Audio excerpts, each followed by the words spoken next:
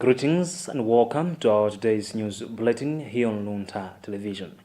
My name is Bernard Manza. First, the headlines.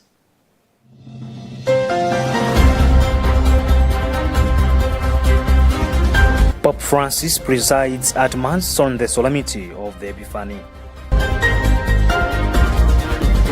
Police arrest former governing DPP top officials over conspiracy.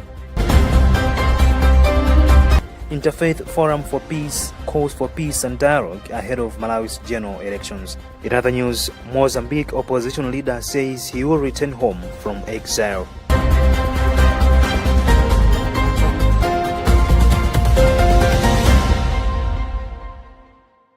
Those are some of the stories that we have in this edition, and now the news in detail.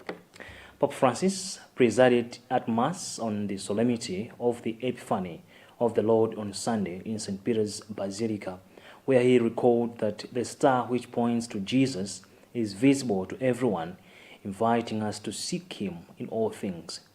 He emphasized the star's significance as a symbol of God's dream for humanity to unite as one family in peace and prosperity during his Mass on the feast. The Holy Father highlighted that the star symbolizes selfless love, contrasting the artificial magnificence of earthly rulers, and calls us to lead others to Christ through compassion and tenderness. We have a Vatican News report read by Heobert Katanda. The Catholic Church leader, Pope Francis, implored that we can spread Christ's love without needing extraordinary means, but rather being genuinely welcoming and kind in our actions. The visibility of the star represents inclusivity, indicating that everyone who seeks God with sincerity will find guidance, regardless of the background. The Pope urged the rejection of discrimination and exclusion, advocating for a culture of welcome that fosters community and integration. The star's light signifies that God is attentive to his people, encouraging the establishment of peaceful connections among individuals. As a pilgrimage symbol, the star guides believers on their spiritual journey towards encountering Christ through acts of charity and faith. Pope Francis reinforced the idea of Christians being followers of the way, emphasizing the importance of humility and generosity in welcoming others. The message encourages building bridges of understanding and coexistence within diverse communities.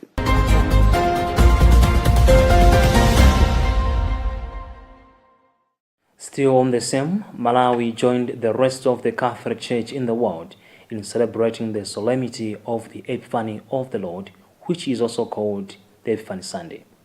The national celebration was held at St. Magdalene of Canossa, Koje Parish in the Diocese of Mangochi, at an event that was presided over by His Lordship Bishop Montfort Stima.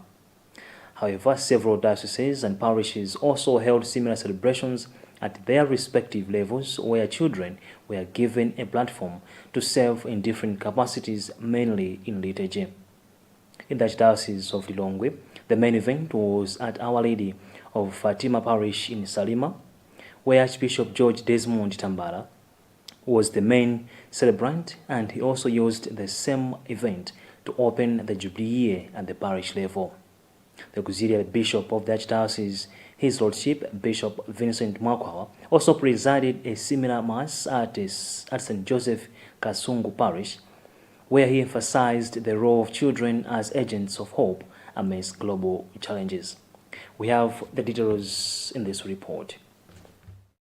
In his homily during the Mass held following the opening of the parish doors to commemorate the Jubilee of Hope, Bishop Mwakwawa highlighted the value of children praying and remaining hopeful in the face of society problems like wars, starvation and political instability. He exhorted them to pray and ask God to help them get over the sense of powerlessness that permeates society. We've also asked them also to help others, to save others. They have to bring hope by sharing what they have with others, especially the needy, and be able to help, especially even the adults also, so that through them others can experience hope and goodness. In contrast, Makwawa urges all adults and children to pray throughout this Jubilee year for the world's peace, which is now lacking. There are people who initiate wars.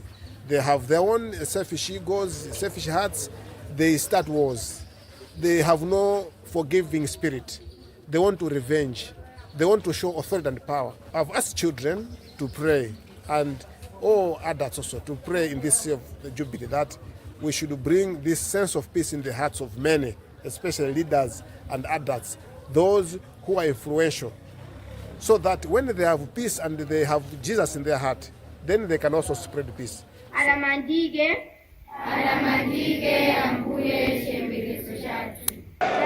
Based on what we have learned from our animators, we educate our peers good deeds during these festivals.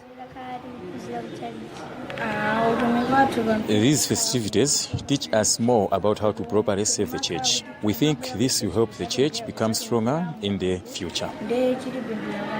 The auxiliary bishop engaged with the youngsters after the mass, urging them to put in a lot of effort in school so they can become capable leaders for the nation and the church. He inspired them by letting them about his path from school to his episcopate. The children further asked the bishop questions about a variety of church-related topics, such as the titles and functions of some of the bishop's clothing, which the bishop characterized as signs of power and jurisdiction, among others.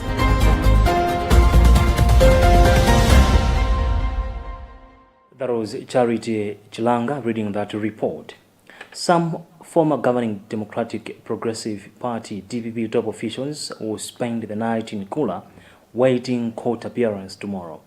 These include former Finance Minister Joseph Mwanamveka, former Secretary to the President and Cabinet Lloyd Muhara, former Presidential Advisor on Economics Collins Magalasi, former Secretary to the Treasury Dr. Cliff Ichunda, and Gray Kusamale, a former Secretary of the Greenbelt Authority. The 6 officials who have been arrested in the wee hours of today are facing allegations of money laundering and conspiracy to defraud Salima Sugar Company of a large sum of money. In an interview with Luntha Television, National Police spokesperson Peter Kalaya confirmed that the officials will appear in court tomorrow to answer various charges related to the allegations. Well, it is true that we have arrested the Honorable Joseph Mwanamveka and 4 others who are Justice Lloyd Muhara, Mr. Collins Magalasi, Dr. Chris Chunda, and Mr. Jimmy Gray Kusamare. The 5 have been arrested following investigations that we, the Malay Police Service, through our fiscal police, have been doing after an audit that was done at Salima Sugar Company under the Green Belt Initiative. It was done by Audit Consult in 2023, and after the audit, it came out that money amounting to 447.5 billion was misappropriated. And as a service, we launched our investigations. In 2023, we arrested 4 individuals, and the CEO of Green Belt Initiative, Dr. Henry Yoroma, is on the run and has always been on the run. And as a service, we are following up on him. So it is a continuation of this investigation that has led to the arrest of the 5 today. As I'm speaking to you right now, we are taking statements from them. And when we are done, we believe it will be later in the afternoon today. We are going to take them before a court of law. The 5 will answer a number of charges, which include money laundering, conspiracy to obtain government lending with government authority, conspiracy to obtain government guarantee without authority, conspiracy to expend public money without appropriation, and others that are connected to misappropriation of government funds.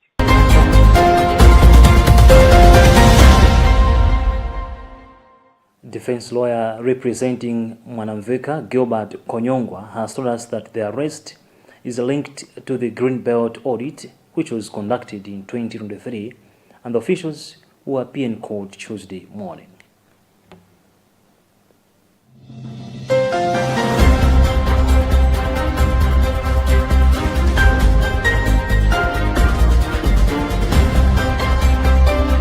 We have been informed in the morning that probably have a court session today.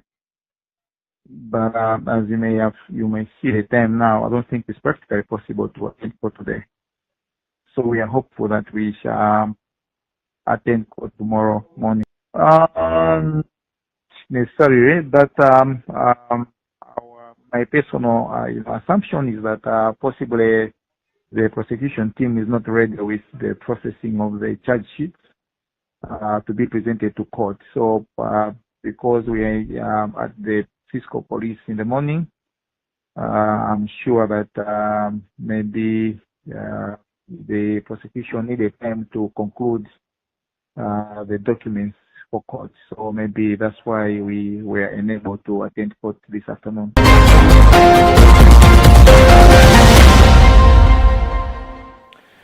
The Center for Democracy and Economic Development Initiatives, CEDET, is at pains to understand the inaction on what it calls revelations laid bare by a commission of inquiry into circumstances that led to the plane crash on June 10, 2024 at Ntungwa Forest in Kadabe, and claimed the life of late Vice President Dr. Saul Chilima and others. CEDET Executive Director Sylvester Namiwa has since called for the firing of the Minister of Information, Moses Kunkuyo, and Minister of Local Government, Richard Chimwendo for allegedly lying to Malawians during the dark cloud times last year. Presidential spokesperson Anthony Kasunda couldn't pick our cause when we wanted a reaction from the State House. We have a report by Robert Edward.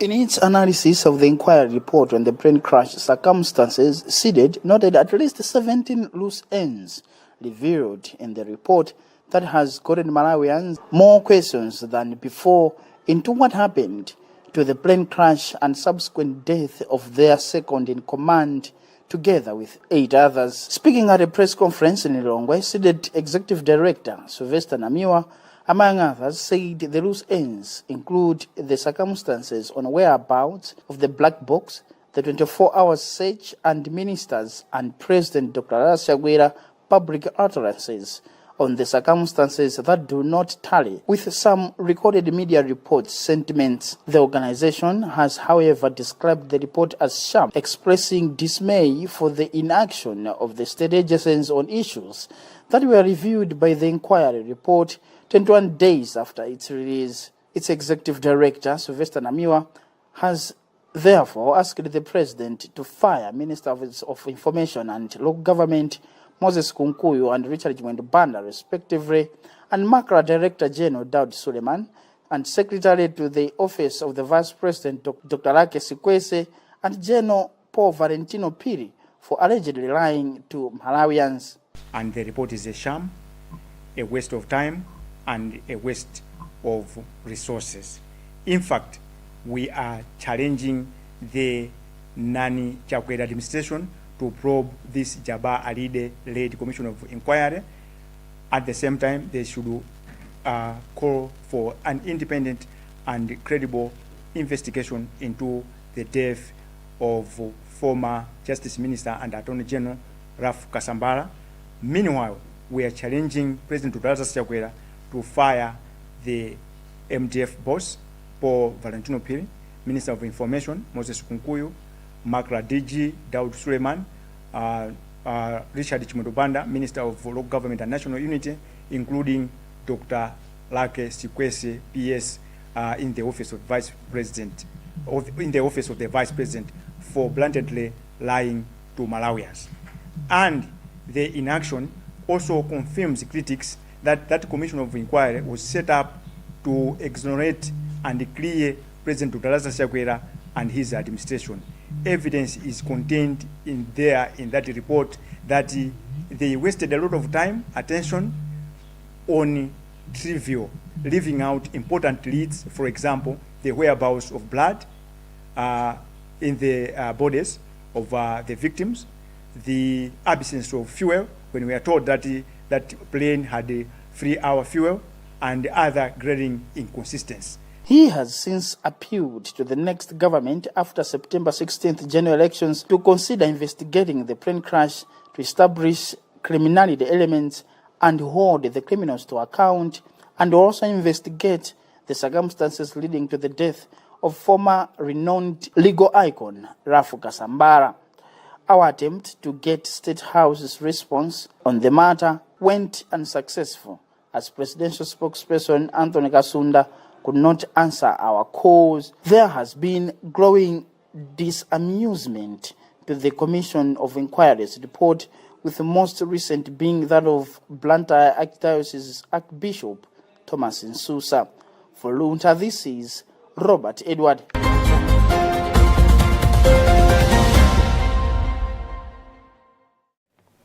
Meanwhile, one of the political commentators in the country, Chimwemwe Tsitsi, has described the cause from Sylvester Namiwa to have the state president fire some of his ministers or resign over the plane crash report as politically affiliated. Tsitsi was speaking in reaction to Namiwa's press briefing held earlier today, where he was analyzing the report by the Commission of Inquiry on the plane crash that killed Vice President Dr. Saulos Chilima and 8 others. Rashida Matandika speaks to Tsitsi. In the first place, I think as the media organizations, we should know our political landscape. We have some civil society organizations that thrive behind the veil of big civil society organizations, but they are affiliated to political parties. And I think I cannot miss words. I should say that CBD, in as far as I'm concerned, it's one of those organizations affiliated to the DPP, and its leader being somebody who worked closely with the former president, Professor Asapita Mutharika, at the State House, is somebody who is bent towards raising the image of DPP while tarnishing the image of the NCP, the governing party. So for me, I'm not surprised that CBD is casting doubts at the report and calling for the president to resign or to fire some ministers because he's not satisfied with the report. So for me, when civil society organizations voice out something, I always look at the credibility of the people involved and their background. If this call was coming from, for example, Public Affairs Committee or some other organization, maybe I would have some serious thoughts about it. But this coming from CBD or any other organization affiliated to any political party, I think I wouldn't take it very serious.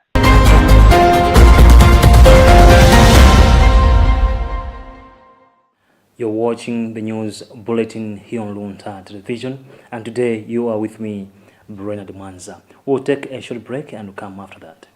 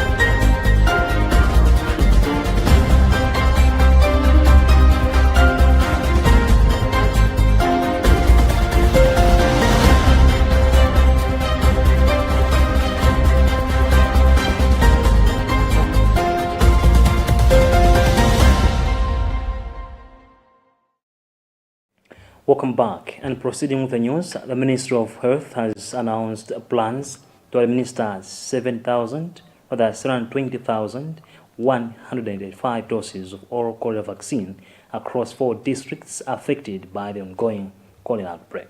The districts include Chitiba, Karonga, Balaga, and Machinga. According to Ministry of Health spokesperson Adrian Chikumbe, the vaccines have been donated by the World Health Organization. Emmanuel Chuocha reports.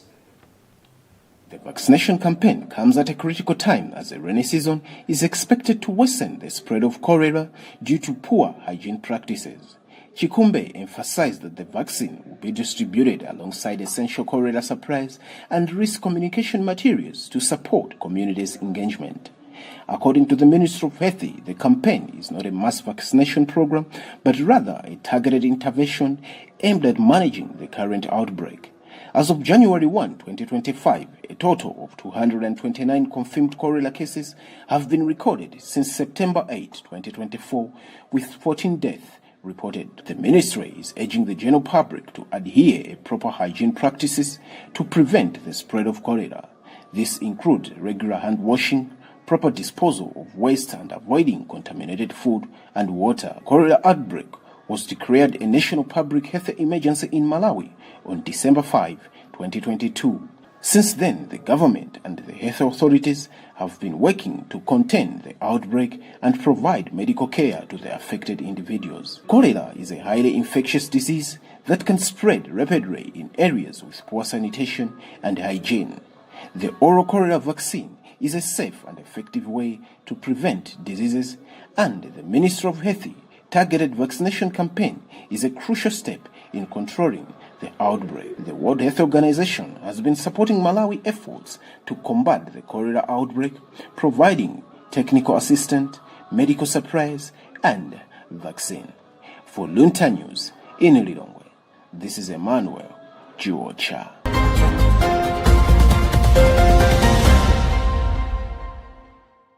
The Interfaith Forum for Peace, Justice and Dialogue has called on political, religious and traditional leaders to embrace peace and dialogue as the country approaches the general elections.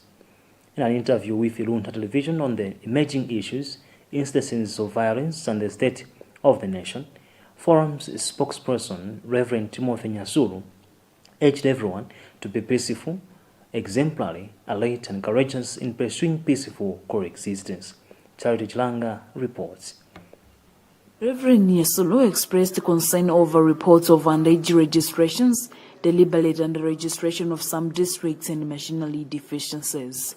He urged the National Registration Bureau and the Malawi Electoral Commission to ensure strict adherence to the law and maintain transparency and credibility throughout the electoral process. With people who were blocking the demonstrations recently were in masks and with panga knives and some weaving with stone and so on. That is one of the violences that we would want to condemn. And there have been some political rallies that have been taking place. When the DPP had the political rally in the Longwe, there was an attack. And when the MCP had the rally somewhere in the south, they were attacked. And we have seen those kind of many instances within the country. So we thought as we're approaching elections, this kind of behavior will definitely affect the Malawians in terms of having interest to vote. So we thought this has to be condemned in strongest terms. Generally, it seems the spirit of tolerance has really reduced. If there is any voice that is coming against issues of governance, then the government will find a way of either following that person who does it, and then so that they can silence that person. So we are saying, no, that should not happen. I'm saying this because there have been many arrests within the shortest time of this, I don't say, alliance government. So if we want to mention what is, we can say. Namio has been arrested a number of times. And then Bon Kaindo has been arrested a number of times. And many people, even Chisari himself for DPP, because they are part of the process that are trying to condemn, to say, no, we cannot go ahead with that as a country. Among other things, the Reverend Nyasulu condemned the high levels of political intolerance and violence witnessed in the previous year, urging political leaders to desist from inflammatory language and instigating violence. He called on law enforcement agencies to apply the law impartially to enhance the national peace and fairness. Regarding the hunger situation in the country, Nyasulu called for immediate and concrete responses from the government. He emphasized the need for quality and fairness in the distribution of food and agricultural products. The IFPJD also commented on the government's response to national crisis, citing the Chikangawa aircraft accident and the fuel crisis as examples. He hailed the government's decision to institute a commission of inquiry into the accident, despite some concerns over the commission's composition and terms of reference. Furthermore, the forum condemned criticisms and derogatory comments directed at Archbishop Thomas Lukum Susa, who had expressed concerns over the commission's conduct. Nyasulu upheld the Archbishop's right to guide his flock and called on the government to respect the clergy's independence and dignity.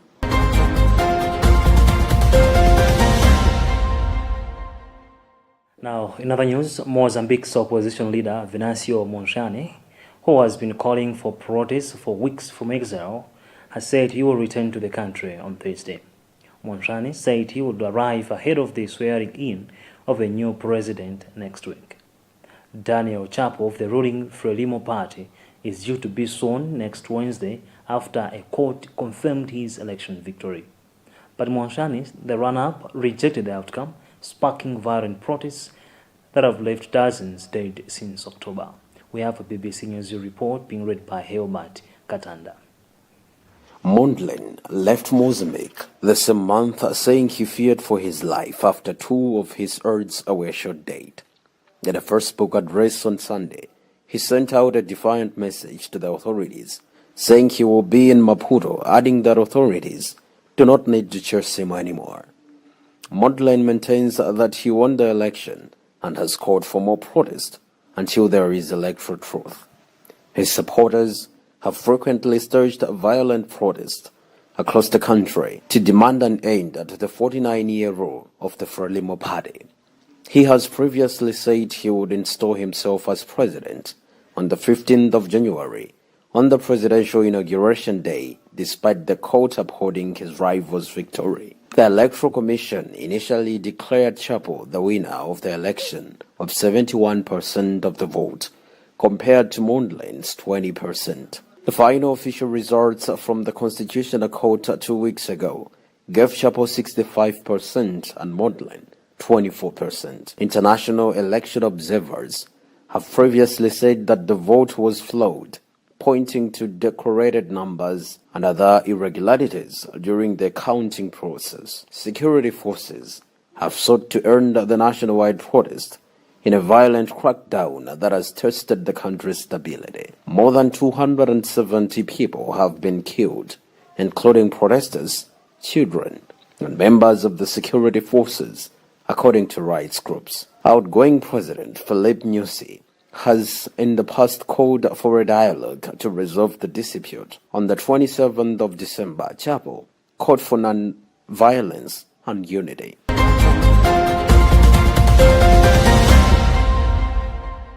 Well, that also concludes our Monday's news bulletin here on Luntha Television. But before you go, here's a recap of our main stories.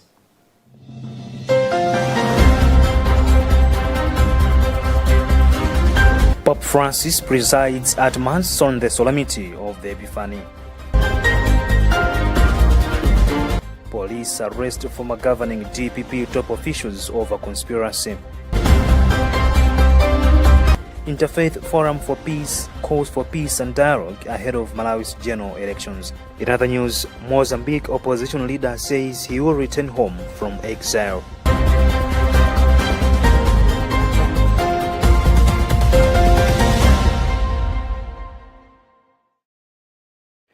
I have been your newscaster, Bernard Mwanza. Thank you so much for watching, and I'm wishing you all the best as you continue watching the rest of our programs here on Luntha Television. Goodbye for now.